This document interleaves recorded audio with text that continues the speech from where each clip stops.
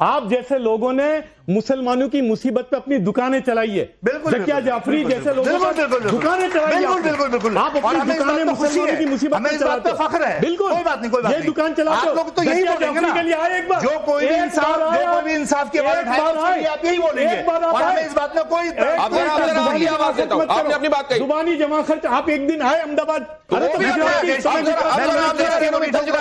जाफरी के नाम पे दुकान चलाओगे अपनी। अगर शांति हो जाए तो कुछ शांति हो गई। मैं कह रही हूँ कि politics is a matter of perception.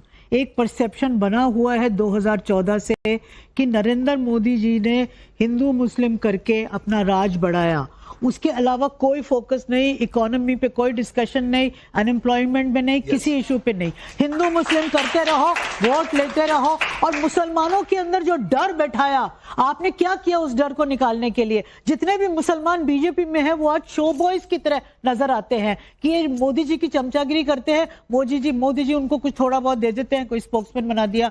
अब एक अपने आरिफ भाई हैं, उनको गवर्नर। एक मिनट, मैं लेट मी, ये काफी देर से लोग बोल रहे हैं।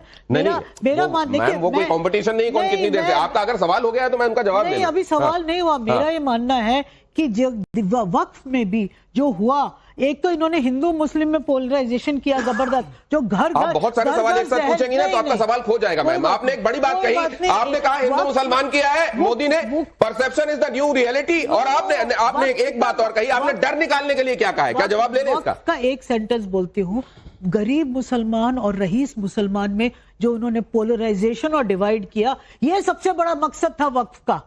वक्फ का ये नहीं था कि प्रॉपर्टीज को बचा लो, ये कर लो, वो कर लो। तो मैम जवाब तो ले लीजिए। ठीक है, आपने कह दिया, आपने एक स्टेटमेंट भी दे दिया और आपने सवाल भी पूछा। पहली बात तो मैं बीजेपी का स्पोक्स पर्सन नहीं हूं, फॉर योर इन्फॉर्मेशन। मेरा बीजेपी से दूर दूर तक कोई ताल्लुक नहीं है।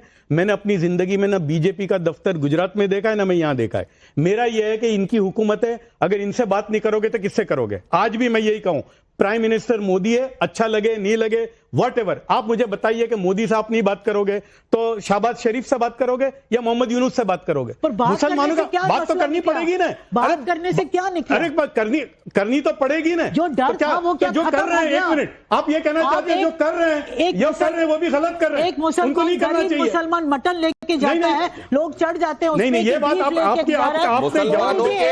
दिल में क्या डर है? मोदी का डर है जैसा इन्होंने कहा? नहीं है डर, बिल्कुल डर नहीं है मुसलमान को किसी का भी।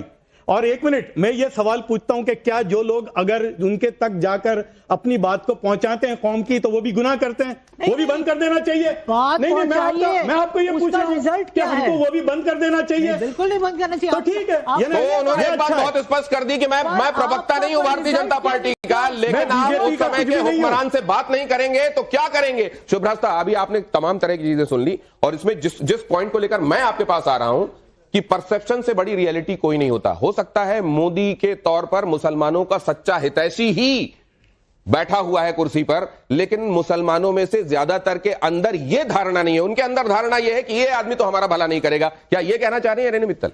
देखिए, मैं दो तीन राइडर्स दूंगी शुरू में, उसके बाद में अपनी बात रखती हूं। पहला राइडर यह है कि ये जो पैनल आपने बिठाया उसमें मैं अलहदा विचार रखती हूं।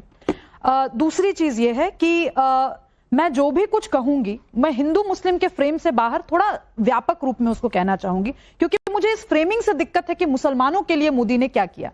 अगर एक सेक्युलर संविधान की हम बात करते हैं और हम सेक्युलरिज्म को लागू करने के लिए सड़कों पर शाहीन बाग जैसा मूवमेंट चलाते हैं, तो ये प्रश्न पूछना, क्योंकि मैं जानती हूं कि इसके प्रश्न पूछने का कॉन्टेक्स्ट क्या है दिनेश जी, ये प्रश्न पूछना भी उस पूरे डिबेट को हवा देना है जिसकी एक झांकी हमने देखी। देखिए, डिबेट को या नैरेटिव को? नैरेटिव को जी, मतलब डिबेट का उसको लार्जर पर्सपेक्टिव में कह रही हूं। देखिए, मेरा जो काम प्रोफेशनली रहा है वो स्ट्रेटेजिक और पॉलिटिकल कम्युनिकेशन का रहा है। तो मैं जब लोग बात करते हैं परसेप्शन की कि perception is everything, it is not everything. Perception उनके लिए एवरीथिंग होता है जो इस गेम में है, जिनके लिए परसेप्शन एक बिजनेस है। अब ये किसके लिए, मैं इसको क्वालिफाई नहीं करूंगी। इसलिए नहीं करूंगी क्योंकि जब देश एक संवैधानिक तरीके से, लोकतांत्रिक तरीके से अपना एक नेता चुन लेता है, तो उस प्रक्रिया में बहुत सारी चीजें निहित होती हैं जिसमें बहुत सारे सवाल उठे। जैसे मुसलमानों को रिप्रेजेंटेशन क्यों नहीं मिलना चाहिए, ये बात मसूद साहब ने उठाई। मेरा कहना है इसके लिए मुसलमान किससे पूछ रहे हैं? महिलाओं को रिप्रेजेंटेशन नहीं मिलना चाहिए, मैं क्यों पूछूंगी किसी से? मुझे अगर अपनी आवाज चाहिए तो मैं अपनी आवाज बुलंद करूंगी। शाहीन बाग के समय लोगों ने बुलंद की आवाज, कभी आप फार्मर्स प्रोटेस्ट में बुलंद की आवाज। कुछ अमेंडमेंट्स वापस होते हैं, कुछ अमेंडमेंट लिए जाते हैं। अगर एक अमेंडमेंट वापस लिया जाता है तो लोकतंत्र की जीत है, और अगर एक अमेंडमेंट पास हो जाता है तो लोकतंत्र कमजोर है। किस तरीके का तर्क है ये? और बार बार जब बात आती है कि भाई धर्म पे हमला है या मुसलमान डरे हुए हैं, मुझे तो नहीं लगता कि इस देश का कोई भी मुसलमान डरा हुआ है। आज मसूद साहब यहाँ आए, मुझे नहीं लगता है कि इनको लग रहा होगा कि मुझको लगता है सबसे ज्यादा जो निष्फिक्र निर्भीक मुसलमान है वो पाकिस्तान में ही रहता है। नहीं ऐसा नहीं है, इंडिया में रहता है। नहीं आपका यही नैरेटिव है, आपका यही नैरेटिव है इंडिया में। लेकिन आप आसपास थोड़ा निगाह दौड़ा लीजिए तो मुझको लगता है कि आपको सच्चाई पता चल जाएगी। जरा इनको भी सुन लीजिए, अब इनको सुन लीजिए। जफर सर, आपसे भी मैं ये प्रार्थना करूंगा, जरा ये देखिए, ये क्या असल में ये लोग हैं जो असल हित की बात कर रहे हैं उस कौम की। पूछ रहे हैं कि क्या किया नहीं किया। मेरा थिंकिंग अलग है, मैं आपको बताना चाहता हूं कि क्या किया। अच्छा, जो क्या किया वाली बात है, लेकिन जरा इन्होंने क्या किया और क्या ये असली रिप्रेजेंटेटिव है इस कौम की? जरा गारंटी मुसलमानों से नफरत की गारंटी है। वो 2002 से सिर्फ नफरत के मुजाहरे कर रहे हैं। एक ही गारंटी मुसलमानों से नफरत की गारंटी है। वो 2002 से सिर्फ नफरत के मुजाहरे कर रहे हैं। इस सवाल को मैं आपके पास ले जाने से पहले एक बात जरूर कहूंगा, कैकेयी जितना प्यार राम को करती थी और राम जितना कैकेयी को मानते थे, वो अपने आप में एक मिसाल था। लेकिन फिर वहीं पर वो लोग आते हैं जो परसेप्शन क्रिएट करने की कोशिश करते हैं। और फिर क्या हुआ, कैकेयी ने क्या किया, रामायण में क्या हुआ, आपको बताने की आवश्यकता नहीं है। ओवैसी एकदम सही कह रहे हैं जो उन्होंने कहा, मैं आप सबसे जानना चाहूंगा, और जफर सर आपसे, तो ओवैसी भड़का रहे हैं जो उन्होंने कहा कि नहीं, ये तो केवल गारंटी सिर्फ मुसलमानों से नफरत की है। ओवैसी झूठ बोलते हैं या ओवैसी आधा सच बताते हैं? क्या सही लगता है आपको? देखिए जरा ये ऑप्शन आपके सामने। मैं बात दूसरी करूंगा, सुनिए। मेरे नजदीक क्या है, जो आप लोग गुजरात आए ही नहीं है। हमने तो गुजरात में भुगता है। मेरा तो घर जल गया था, मेरे को यूं लगता था कि हम जकात दे रहे हैं, 100 साल से जकात लेने वाले। 1000 से ज्यादा मुसलमानों के कारोबार जमीन दोस्त हो गए थे।